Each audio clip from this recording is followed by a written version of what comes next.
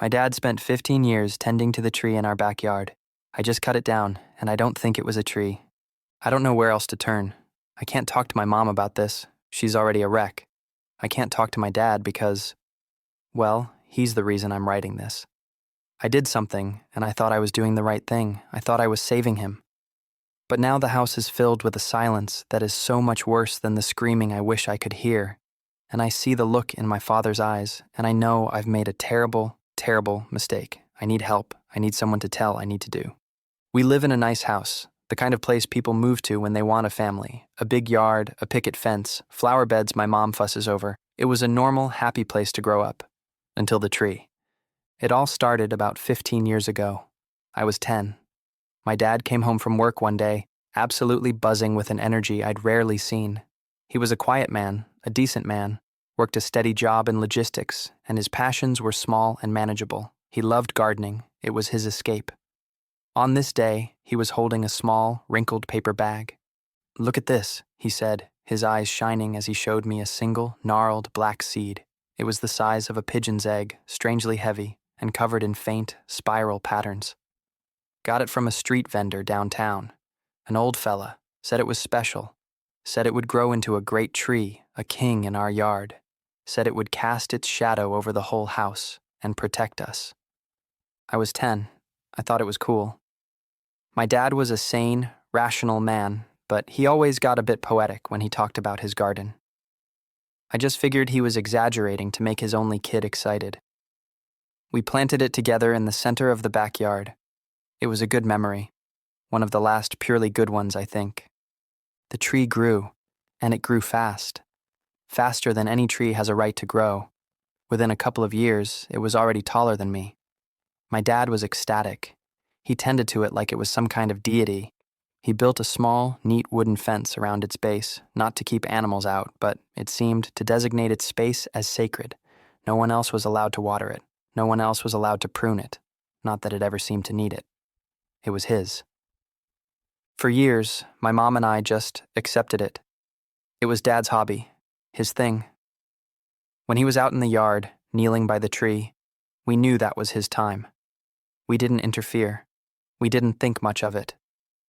But the tree kept growing, and as it grew, my dad started to change. Subtly, at first, he'd spend more and more time out there. He'd come in for dinner with dirt under his fingernails and a distant, peaceful look on his face. He started talking about the tree not as a plant, but as a presence. "The tree is well today," he'd say. "It enjoyed the rain." We'd just smile and nod. By the time I was in my early 20s, the tree was a monster. It was a species none of us recognized. Its bark was a smooth, dark gray, almost black, and its leaves were a deep, waxy green that seemed to drink the sunlight. It towered over our 2-story house, casting a vast, profound shadow over the entire backyard for most of the day. And that's when we really started to notice the wrongness. The first sign was the other plants. My mom's prize-winning roses, the vegetable patch, the cheerful little flowers she planted every spring, and anything that fell under the tree's shadow for more than a few hours a day would wither and die. The soil beneath it became barren, gray, and hard as rock. Then, the animals. Birds stopped nesting in our yard. The squirrels that used to chase each other across the lawn vanished. Even our family dog, a golden retriever, would refuse to go into the backyard. He'd stand at the back door, whining, his tail tucked between his legs, refusing to set a single paw in the shadow. But the worst change was in my father. His obsession became his entire existence. He quit his job. He said he needed to be home to attend to the tree. He'd spend all day, from sunrise to sunset, sitting on a small bench he'd built directly under its densest branches. He just sat there.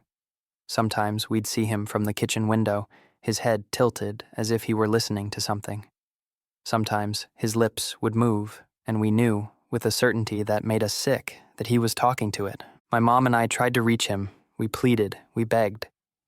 "Honey, please," my mom would say, her voice breaking.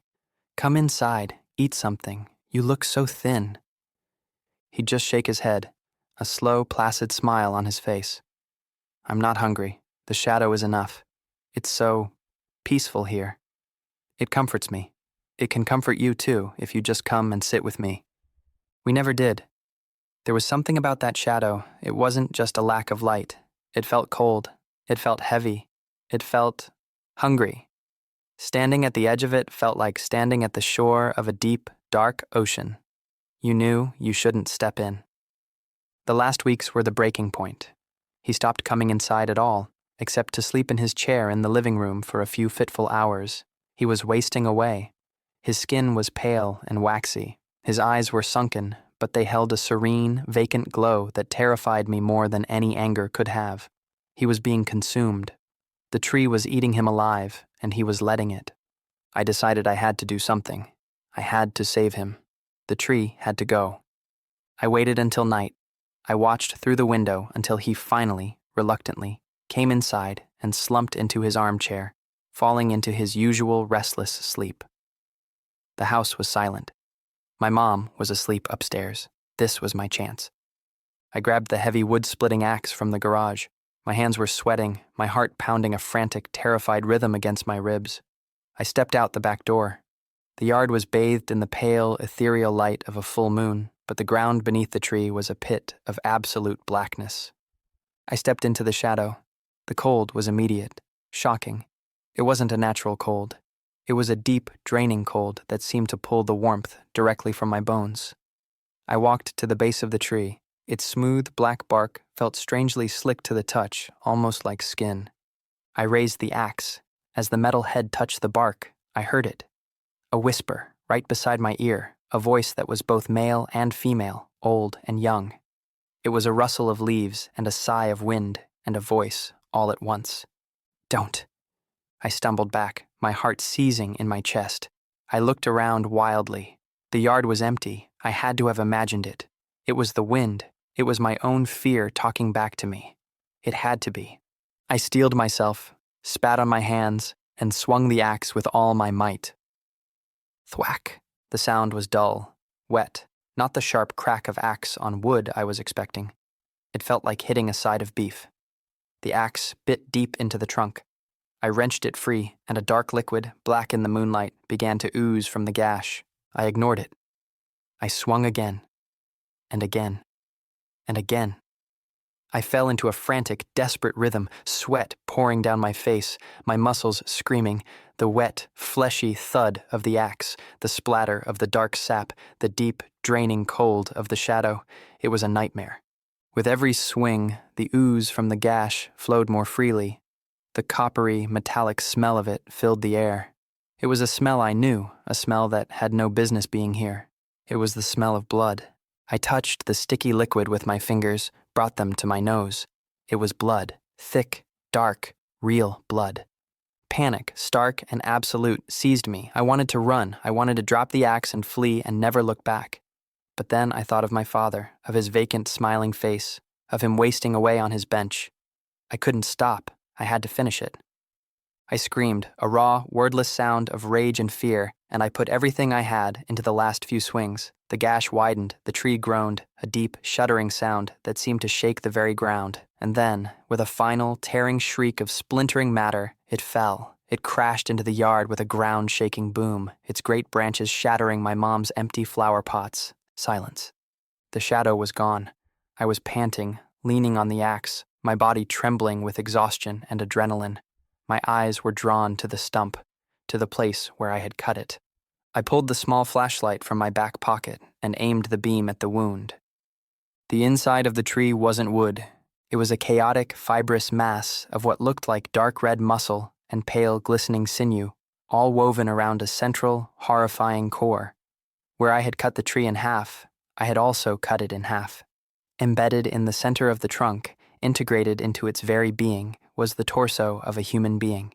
I could see the curve of the ribcage, the shape of the spine, the pale, rubbery look of preserved flesh. I had cut it clean through. The dark blood was still pouring from it, soaking into the ground. I didn't know what to do. I couldn't scream. I couldn't move. My mind simply stopped. What was this? Who was this? Was this what my father had been talking to? Burn it. The voice came from behind me. It was quiet, raspy, and broken. I spun around. my flashlight beam cutting wildly through the darkness. My father was standing at the edge of the patio. He wasn't looking at me. He was staring at the fallen tree, at the mangled, bleeding stump, and the expression on his face. It was the most profound, gut-wrenching sadness I have ever witnessed. The vacant serenity was gone, replaced by a grief so deep it looked like it had cracked his very soul. "Dad?" I whispered. "We have to burn it," he repeated, his voice hollow. "All of it. Now." We worked together in a grim, silent ritual. We hacked the branches and the great trunk into manageable pieces. We dragged them into a pile in the center of the yard. My father moved like an old man, his newfound clarity costing him all his strength.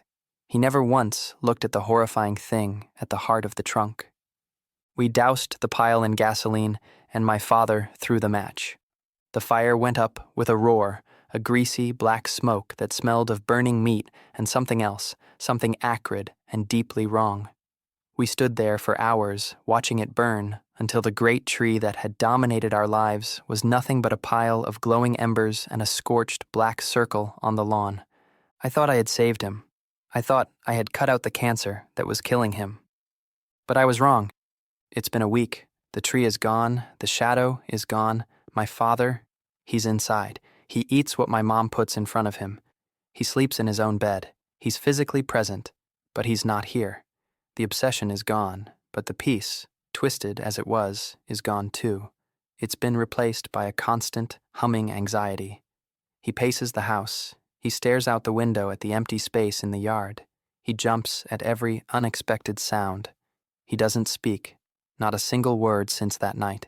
He just looks at me sometimes, with those haunted, broken eyes, and I feel like I'm the monster. I destroyed the thing that was consuming him, and in doing so, I seem to have destroyed him too. I traded a smiling zombie for a silent, terrified ghost. What was that thing? What did I do? And how do I fix my dad? Is there any way to bring him back from whatever edge I've pushed him over? Please, if anyone has any idea what happened here, tell me. The silence in this house is getting louder every day.